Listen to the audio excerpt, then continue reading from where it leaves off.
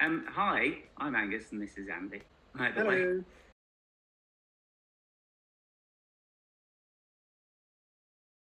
Ha!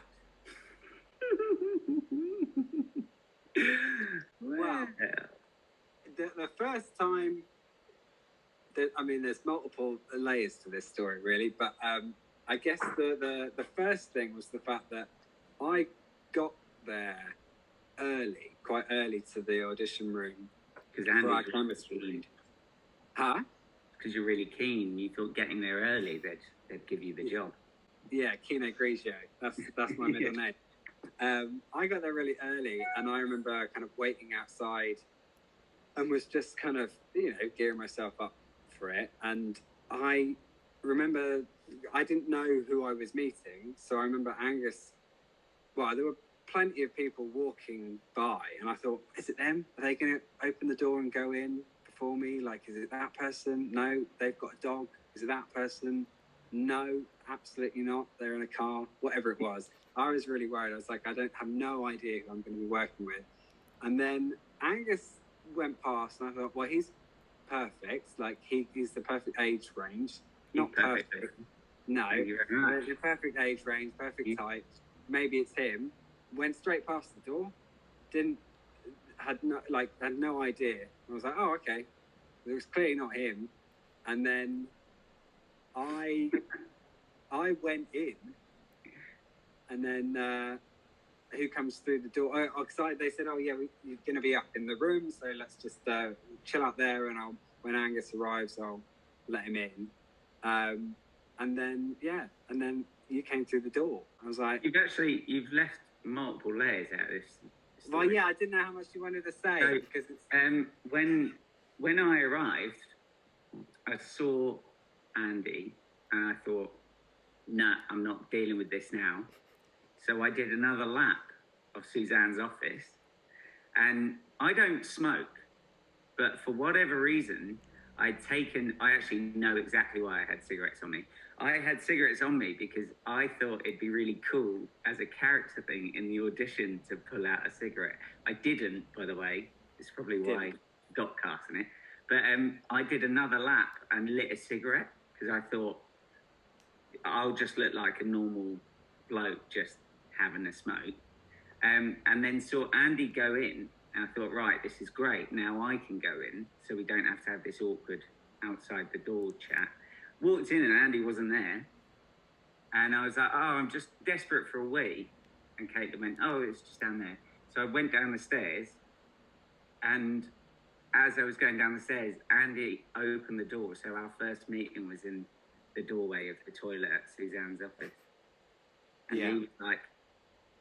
I was sweating. And he was like boiling hot and sweaty because he was wearing like 8 layers of clothing to try and look bigger. Yeah, and it was pretty mad. And I was wearing my Lucky audition shirt. And that's that. That was the... But first impressions, I thought, all right. The best thing about it was that we both, as soon as they said, oh, just have 5 minutes between yourselves and then we'll get to shooting it, the best thing was that when Caitlin closed the door, we then went, right, we're best friends from now on. That's what's happening here. And I mean, it worked because we both just bounced off each other, and it was great. It was really fun. So positive first reactions to one another. Andy forgot his lines. I forgot my lines. I thought I had no chance of it because I'd been fine in my first audition, and then the chemistry read, I think I just got nervous, got way too nervous, and I kept messing up this one line. And as I did, I could feel the rage from Angus coming. It's funny you say that because I actually felt no rage at the time. And do you know what's most indicative of basically our relationship after that? We came out of the audition room and I said to Andy, because I'm ever the optimist and ever full of confidence, I just turned to Andy and went, we've got that. 100%. It was said with so much confidence. So much confidence. And I was like, okay, well, yeah, no, I think that went Yeah, really and then well. Like, Andy basically tried to piss all over my cornflakes. It was like, no, I don't know. Anyway, hopefully see you soon. And that was it. That was our first. You went off to do. You were really like quite cocky, I thought, because then you were like, well, didn't you say, "Oh, I'm going off to do this another audition for an ad"? Oh, I had a commercial. Yeah. Yeah, and I was like, "Oh, he's got Mr. Audition over here. He's got him coming out of his ears. That's why he's so cocky, because he'd just get one of them and it'll be fine for him." And I was like, "Great." Yeah, but okay, I mean, between a Just Eat advert and Shadow and Bone, I knew which one. Yeah, I know, but at the time, as an actor, you're kind of going, "Oh God, like, you know, I'd love that many auditions," or I just remember feeling like, well, I'll tell I you, think I mucked that up because of the lines, so we're not getting this, and it's my fault that you're not getting it. I'll tell you, this is Andy in a nutshell. Yeah, okay. Someone saying, "Oh, I've got another audition," and Andy in his head has made this person his arch nemesis and has basically decided that, based on nothing else, just hates him. That's not true. I don't hate them. No, I think when there's those quiet periods as an actor, you kind of go, "Hey, anything that comes along is great. I'd love to be busy." Who wouldn't love to be busy as an actor, even if it's just auditioning? So it's one of those like, I'm not like that. That makes me sound awful, like a terrible human being.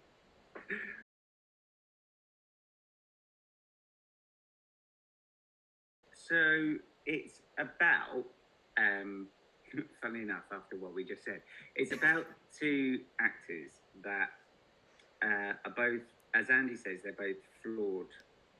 They're not necessarily good or bad people, and they're not necessarily bad actors, but there's something about them that it's never really stuck. So in my character's case, he's overly wound up and all in his head, and in Andy's character's case, Henry is almost the opposite. He's too relaxed and too sort of take everything in his stride. And then their fates sort of collide. They bump into each other a couple of times at the beginning, but their fates collide at an audition. And yeah, whenever I'm saying what it's about, I always want to say the whole plot, and I don't know whether it matters or it doesn't matter. But effectively, their fates collide, and they complement each other really nicely. And it's about how, well, we've realised recently, I think probably as a result of everything that's happened in the world, that it's a love story between the two of them, like a friendship love story, and it's almost about feeling lonely on the inside, but not seeming lonely, and then meeting someone where that sort of all dissipates. But with this, it's almost kind of different, because in the full TV scripts, not so much in the short film, they hate each other, or they think they hate each other. And so for the whole, they're bickering and arguing all the time, but the audience knows, and everyone on the outside knows, that they're destined to be great together. So the short film is really showing the genesis of that, and them not seeing what everyone else does, and then believing that they're stuck with this person that they hate, but really they're sort of perfect puzzle pieces together. I think as well that they're both looking for appreciation. What actor isn't? But like, they're both looking for appreciation. They're both looking for love in whatever way that means to them. And through the circumstances of their training or the consequences of their actions, they're destined together because they are complete opposites, like Angus said. So they don't know that they're almost one true love as a partner in crime is the other person. So finding that out is more, when they meet each other, they just can't compute one another. As Henry just is so relaxed, he's too relaxed. It's like looking in the mirror and going, why are you, this is the complete opposite. Why are you so obsessed with being so uptight and taking everything so seriously because it's limiting you. And equally, I think when Finley sees Henry, Henry is so relaxed and so chill, absolutely nothing matters. But to Finley, things should matter. Some things should really matter. The work should matter more than anything else. That was kind of an interesting conversation we had the other day, wasn't it? Yeah. We were talking in the car, and we had this like funny idea, because we're always musing as to what we could put into the TV script if it gets made. And we had this funny idea that Henry could have like £10 in his bank account, and his rent be due next week, and he would be like, it's all right, something will turn out. And invariably, it always does. And it's like, for Finley, who prides himself on being this like struggling artist, doing it like the most intense, wound up way possible, it's infuriating, because it's like, why does this happen? Everyone has a friend where you're like, how have you done that? How are you still alive is the question we all have to ask one of our mates. Like, how, after everything that you've gone through, how are you still breathing? You should be dead years ago. I've got a friend who always manages to like lie and blag himself into like premieres for things and like high class events where he shouldn't be there. And I'm always like, how did you do that? How have you not been arrested at this point in your life? And it's, whilst he's not blagging himself into these situations, that's sort of what Henry is like. And then the joy of watching Finley, I guess, or reading Finley or acting Finley, is that nothing ever goes right. Like, as far as he's concerned, he's done everything that he's meant to have done. He went to a great drama school, has these great agents, he wears all the right clothes, he does intense prep work, and yet no one is looking at him and going, yeah, you're worth our time.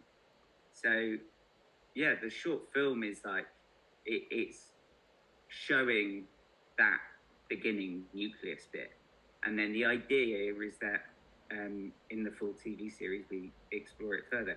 But it's also based on, and not based on, me and Andy, because we didn't realise that we were going to be such good friends, but Caitlin and Suzanne did. And that fascinated me. I was like, well, Caitlin is now casting Choose a Crowd, and we've asked her before, like, how did you see that we didn't? And she was like, no, you could just tell. And I sort of, after the audition, and it's probably quite telling, when I got the call to say I'd got cast as Mikhael, the first thing I said to Patrick, my agent, was, did Andy get the job? And he was like, yeah, he did. Andy didn't do it, so... I didn't care. I just wanted the job. No, I had no idea. I didn't ask because I assumed that if I had it, that Angus would. But it was only until we got to the hotel in Budapest that I realised that it was definitely 100% Angus. And it was like that. I don't know if you have it in Hamburg, but like First Dates. It's on TV in the UK. So is it First Dates or Blind Dates? Basically, their date, like they reveal the curtain on their date, and you can see utter relief or utter fear on their. Oh, that's date. Blind Date. That's Blind. It's still a black. Oh right, yeah. And when Andy was waiting outside the hotel, we were going to do some stunt training or something. And I came through the door, and you could just see this wave of relief where Andy was like, I don't have to get to know someone new. So there's that. And then also the drama of, wouldn't it be funny? Like, you see all these double acts all the time in history, particularly in British TV and film. What if they hated each other and they have to spend all this time together? But we're now sort of, we're exploring the love story arc a bit more, because on script only, in real life, no chance.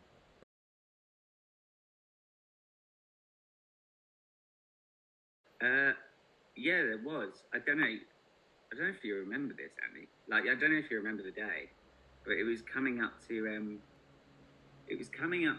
the end of our shooting time on Shadow and Bone. I don't know if it was coming up to the end, but we were certainly in the trailer getting makeup done. And Debbie, our amazing makeup artist, she was like, "Oh, I don't think you guys realize what you have, and I don't think the most is being made of the two of you. So go and write something." So we landed back in the UK and basically scribbled a pilot together in like 3 days. And then over before lockdown and then during lockdown, we were writing more episodes, and then got tired of writing episodes, sort of losing confidence almost, and being like, well, no one's going to commission this, so let's make it ourselves. And so then also it's that thing where, you know, because of lockdown, every actor who's been out of work, including us, has gone, well, if I can't do my job, let's write something and see what comes of it. But ultimately that means that all these production companies or theatres or, you know, all these places that have a look at people's scripts are, you know, their desks are now going to be piled high with work. And if we had just sent the scripts off, I think it would just get lost. My girlfriend and Andy's partner and like Archie and a couple of the other people on Shadow and Bone were like, "Oh, you should film yourself reading it, or film yourself doing it, because reading the script, it's hard to like, it's a funny script, but it's much funnier imagining the two of you. So if we send the script and the production company or whoever don't have a clue who we are, then it's a much longer journey for them to have to go to imagine it on screen. So we decided to cut out the middleman, really, and make what is almost now a pilot, in the hope that we just plonk it on someone's desk and be like, this is the script you never read, but we've made it into a short film. 6 to 8 episodes of this, please. Yeah, I'll commission it now. Yeah. You're going to be a star, kid. Yeah.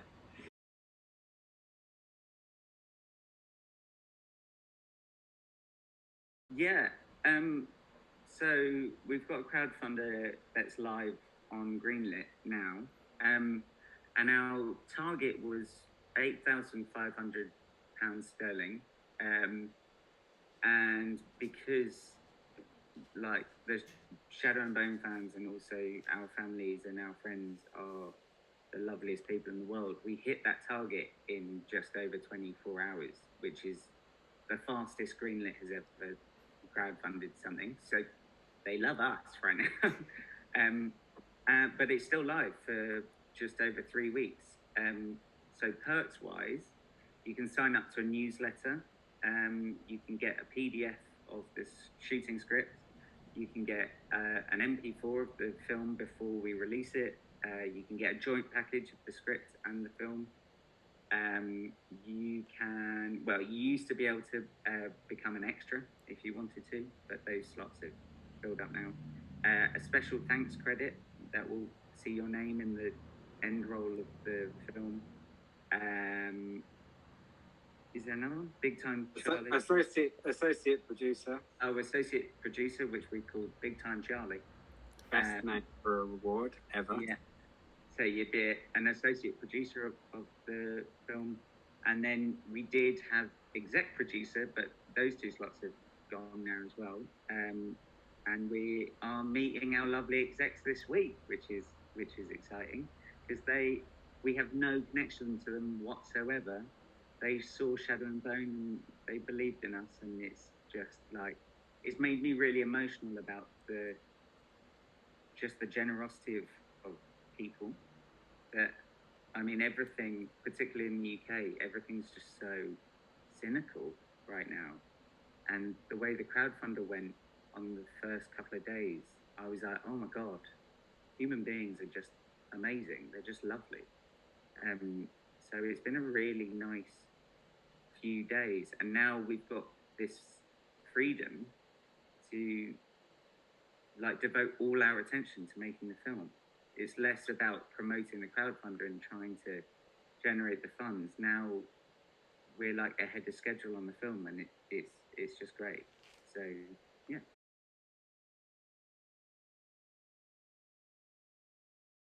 I was coming out of a meeting, and I think I just yelled very loudly with other people watching me as I just come out of a meeting, was on the way to the tube, and was just in shock because Angus had texted me and just said, "Somebody did it. Somebody bought the Overlord," and I just had no idea. Like I was completely in a mess. And then when I looked at the crowdfunder and then rang Angus, was just like, "This is nuts. This is amazing," and was just on about cloud 9 for about 48 hours. It was brilliant. And I think, and it's not just about, you know, the exec producers. They've been so generous, and I can't wait to meet them. But it is also, we're aware that, you know, loads of people have put their hard-earned money into this, and it's it doesn't matter how much that they've put in. They've had some degree of faith in us and in the project, which, as Angus said, is just it's amazing, and I can't quite believe it. But we're so excited because we just get to create the one thing that we love, which not many people can say. So we're just incredibly blessed by everyone. Yeah. I think I had like 4 gin and tonics that night. What? It's a bit heavy for you, isn't it? Yeah, I was at bed by 9. Yeah. A couple gin and tonics, bed by 9. Night. But yeah, it was. I was in the car, and I was confined to the 4 walls of the car, and I was like, no. And my partner was asleep next to me, and I was like, I have no one. I've been dreaming of this moment, and there's no one to share it with. I was like, just waking Atlanta up, like, wake up, we did it. And she was like, whoa, oh, wow, well done. And then went back to sleep. And I was like, you're dumped. I'm alone. But yeah. That did not happen. Let's just